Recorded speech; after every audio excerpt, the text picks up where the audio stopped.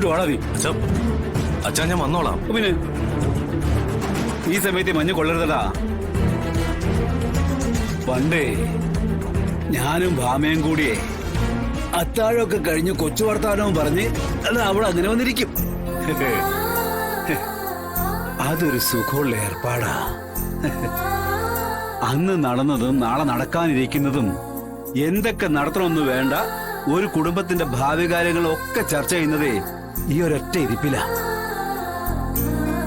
അതില് സ്വപ്നങ്ങളുണ്ടാവും, നടക്കാതെ പോയ നഷ്ടങ്ങളുണ്ടാവും.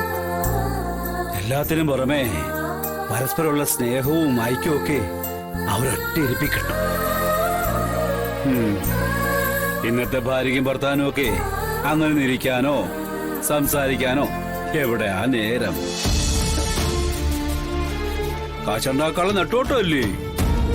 എന്നിട്ട് എന്തോ നേടുന്നേ? ഒന്നും നേടുന്നുമില്ല. രാവിലെ മുതൽ വൈകുന്നേരം വരെയുള്ള ഈ കിടന്നുള്ള ഓട്ടം മാത്രമാണ്. കാശുണ്ടാക്കാനുള്ള ഓട്ടത്തിനിടയ്ക്ക് എവിടാ ഈ സ്നേഹവും ബന്ധവും ഒക്കെ? ഇവിടെ എനിക്കിപ്പോ നിങ്ങളുടെ കാര്യത്തിൽ തോന്നുന്നതും അതൊക്കെ തന്നെ. ഒരു സംസാരം ഇല്ല, പഴയ പോലുള്ള കളിയും ചിരിയില്ല, ഒന്നിച്ചുള്ള പുറത്തുപോക്ക് പോലും ഇല്ല. എടാ, എന്തോടെ മക്കളെ നിങ്ങളുടെ ജീവിതത്തിൽ സംഭവിച്ചേ?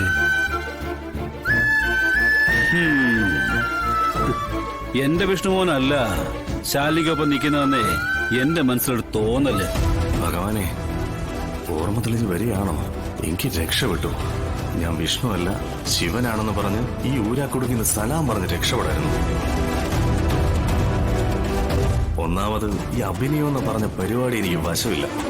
അതിന്റെ ഇടയിൽ മറ്റൊരാളായി ജീവിക്കാന്നൊക്കെ പറഞ്ഞ ഒട്ടും നടക്കണ കാര്യമല്ല. വിഷ്ണു അല്ലാന്ന് ഇപ്പൊ ഒന്ന് പറഞ്ഞാലോ? നീ എന്തോടെ ആലോചിക്കുന്നേ? അല്ല, അത് പിന്നെ അച്ഛാ ഞാൻ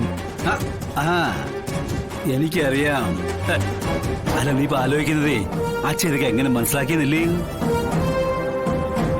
അതൊക്കെ ഉണ്ട്. നിനക്കേ ശാലിനിയോടുള്ള സ്നേഹത്തിന്റെ ആഴം മനസ്സിലാക്കിയോണ്ട് തന്നെ ഞാനിപ്പോഴേ ഈ വെഡിങ് ആനിവേഴ്സറി ഇത്രയും മനോഹരമായിട്ട് നടത്താൻ പോകുന്നതേ.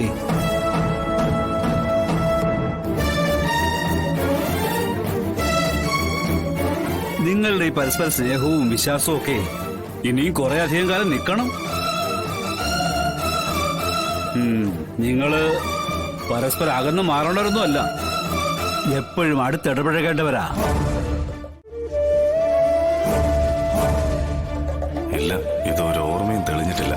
തെളിഞ്ഞില്ല എന്ന് മാത്രമല്ല, രോഗാവസ്ഥ കുറച്ച് കൂടിയെന്നൊരു സംശയമുണ്ട്. അച്ഛനെ കാണിക്കാനാണെങ്കിലും എന്ത് പറഞ്ഞ മുറിയിലേക്ക് കയറി ചെല്ലുക? രാഘവേട്ടൻ കിടക്കുന്നില്ലേ? കിടക്കാം. പിന്നെ തമിഴ്നാട്ടിലൊരു ആചാരമുണ്ട്, ശാന്തി മുഹൂർത്തം എന്ന് പറയുവേ. അത് ചില ആൾക്കാർ ഇപ്പോഴേ നമ്മുടെ നാട്ടിൽ ആഘോഷിക്കാറുണ്ടേ. ഇത് അതാണെന്നങ്ങ് കരുതിയാ മതി. ചെല്ലട മോനെ, ചെന്ന് കിടക്കാൻ നോക്ക് പോ. ഞാൻ കിടന്നോളാം. അച്ഛൻ ചെന്ന് കിടന്നോ. പറ്റില്ല, നീ നിന്റെ മുറി കയറിട്ടെ ഞാൻ എന്റെ മുറിക്ക് എത്തി കയറത്തുള്ളൂ. ഇങ്ങോട്ടാ. അല്ല അച്ഛാ, ഇങ്ങോട്ട് വരാ പറഞ്ഞേ. ഞാൻ കൊണ്ടാക്കാം. അച്ഛൻ ഞാൻ കിടന്നോളാം. നീ മിണ്ടായി കൂട്ട് വാ.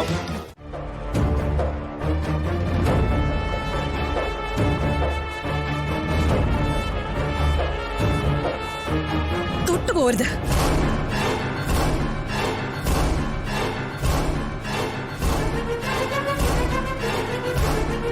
ഇതിൽ തുടരുത്. കഷ്ടം. ശാലിനിക്ക് ഇപ്പോഴും എന്നെ ഒരു അന്യനായിട്ട് പോലും കാണാൻ പറ്റുന്നില്ലല്ലേ? ശാലിനി ഒന്ന് മനസ്സിലാക്കണം. ഞാൻ നിങ്ങളുടെ ജീവിതത്തിലേക്ക് ഇടിച്ചു കയറാൻ വന്നവനല്ല. ഞാൻ ആരാണെന്നും എന്താണെന്നും ഞാൻ എങ്ങനെയൊക്കെ നിൽക്കണമെന്നൊക്കെ നല്ല ബോധവും അറിവുള്ളവനാ. സ്ത്രീകളെ ബഹുമാനിക്കാനും എങ്ങനെ പെരുമാറണമെന്നും ആദരിക്കേണ്ടവരെ ആദരിക്കാനും പഠിപ്പിച്ചു തന്നെയാണ് എന്നെ എന്റെ അച്ഛനമ്മമാര് വളർത്തിയിരിക്കുന്നത്. എന്നെ നിങ്ങൾക്കൊരു ഫ്രണ്ടായിട്ടെങ്കിലും കാണാൻ പറ്റില്ലേ? ഞാൻ വേണമെങ്കിൽ ഈ നിമിഷം ഇവിടെ നിന്ന് പോവാൻ തയ്യാറാ. പക്ഷേ അച്ഛനെ നിങ്ങൾ മാനേജ് ചെയ്യണം. പറ്റുമോ? ഒരു കാര്യം ഞാൻ പറയാം, എല്ലാവരോടും അതിനെ ചതിക്കുവോടെ. എന്റെ മോനെ ഒളിപ്പിച്ച് വെച്ചിട്ടേ എല്ലാരും എന്നെ പറ്റിക്കുവാ. നാളത്തെ ചടങ്ങ് അടക്കരിക്കാൻ വേണ്ടി നിങ്ങൾ എല്ലാവരുടെ ചേർന്ന് ചെയ്യുന്ന പണിയായത്. അച്ഛൻ പുറത്തുണ്ടാവും. ഉറങ്ങുന്നത് വരെ ക്ഷമിക്കാന്നല്ലാതെ വേറെ മാർഗമൊന്നുമില്ല. പരസ്പരം അറിയാവുന്ന സുഹൃത്തുക്കളായ ഒരു പുരുഷനും സ്ത്രീയും ഒരുമിച്ചൊരു മുറിയിലിരുന്ന ഈ ലോകമൊന്നും ഇടിഞ്ഞു വീഴില്ല. മനസ്സുകൊണ്ട് പരസ്പരം മനസ്സിലാക്കിയവർക്ക് ഒരാളെയും പേടിക്കേണ്ട കാര്യമില്ല. പിന്നെ നമുക്ക് നമ്മളെ അറിയാലോ.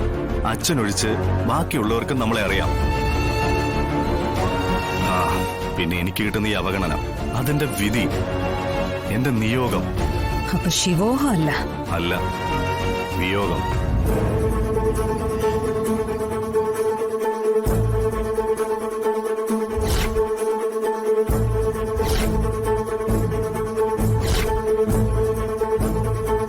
വിഷ്ണുവിന്റെ വിയോഗമാണ് ഒരു നിയോഗം പോലെ എന്നെ ഇവിടെ എത്തിച്ചിരിക്കുന്നത്. ഇതിപ്പോ 5 മിനിറ്റ് കഴിയുമ്പോ അല്ലെങ്കിൽ ഒരു 10 മിനിറ്റ് കഴിയുമ്പോ അച്ഛൻ പോയി ഉറങ്ങും. അപ്പൊ സത്യാമ്മ വന്ന് വാതിൽ തുറക്കും. ഞാൻ ഈ മുറിയിൽ നിന്ന് ഇറങ്ങി പോവുകയും ചെയ്യും. പക്ഷേ നാളത്തെ കാര്യം ഓർത്തോണ്ട് എനിക്ക് ഉറക്കമുണ്ടാവില്ല. അഭിനയമാണെന്ന് അറിയാമെങ്കിലും മറ്റൊരാളുടെ ജീവിതത്തിലേക്കുള്ള കടന്നുകയറ്റമല്ലേ. അതിൽ മനസ്സുകൊണ്ട് വേദനിക്കുന്നവനാ ഈ ശിവൻ. കാരണം അർഹതപ്പെട്ടതേ ഞാൻ എന്നും ആഗ്രഹിച്ചിട്ടുള്ളൂ. മനസ്സിൽ അല്പം നന്മയുണ്ടായി പോയതാ എന്റെ ജീവിതത്തിൽ എനിക്കുണ്ടായ ഏറ്റവും വലിയ പരാജയം.